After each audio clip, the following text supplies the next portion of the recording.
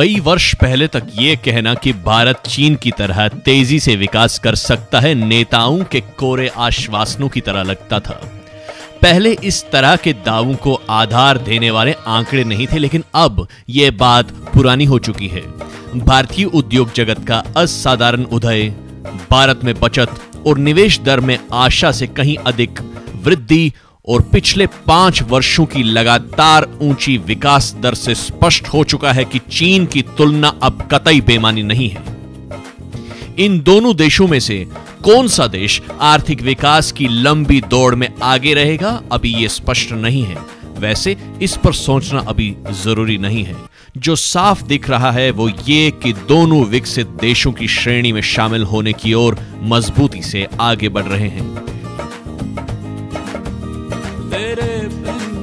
सन सोने कोई हो नहीं लभना, जो दे रूह नू सकून चुके जो नखरा मेरा, तेरे बिन सन सोने कोई हो नहीं लभना। पहले प्रमाण के रूप में हम इन दोनों देशों की प्रति व्यक्ति वार्षिक आय को लेते हैं, यानी पर कैपिटा इनकम।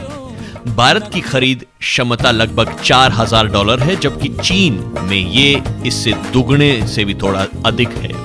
हाल के वर्षों में दोनों देशों ने जो आय वृद्धि दर यानी भारत की लगभग 9% और चीन की 11% हासिल की है, और जनसंख्या वृद्धि दर के आधार पर हम यह अनुमान लगा सकते हैं कि आने वाले कुछ सालों में दोनों देशों में आय किस तरह बढ़ेगी।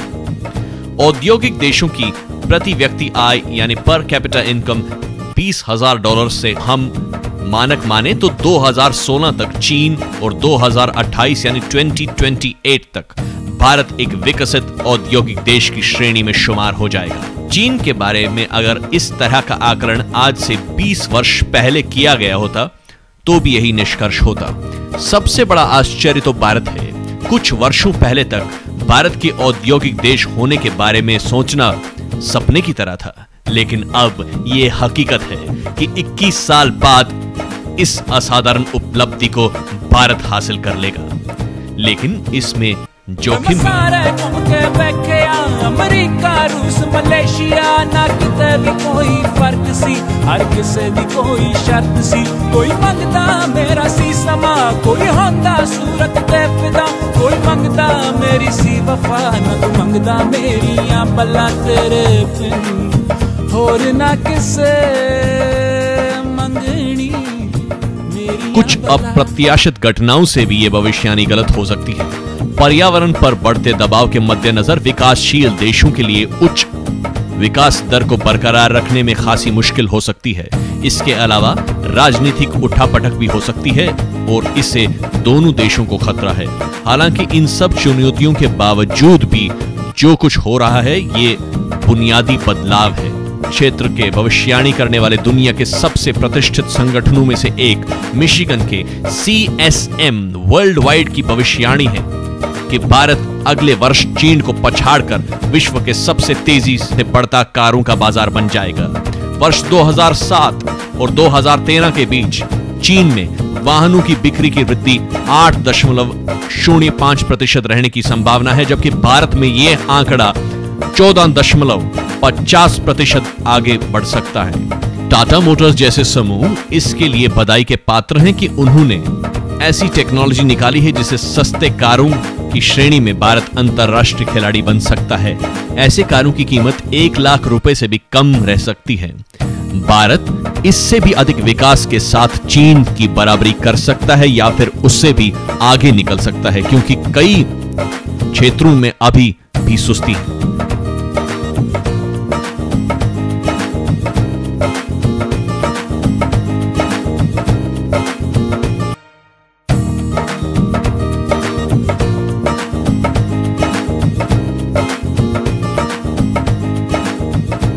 इसके अलावा अफसरशाही या रेड टेप भी काफी बड़ी और बाधा खड़ी करने वाली है। इसे ठीक करने के लिए शीर्ष स्तर पर इच्छा शक्ति की जरूरत है।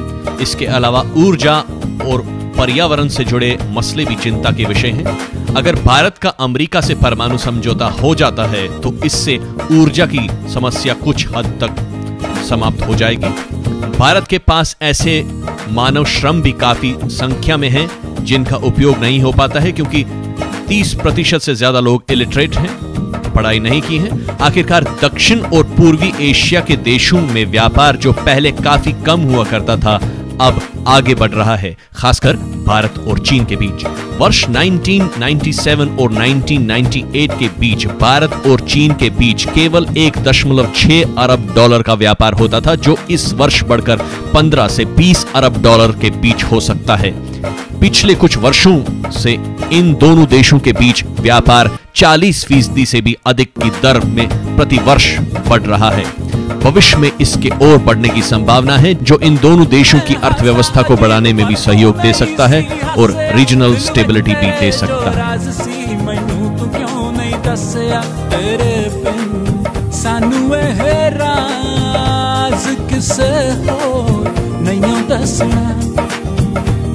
तेरे बिन पीड़ दा इलाज किस वैद कोलों लभना, तेरे बिन सन सोने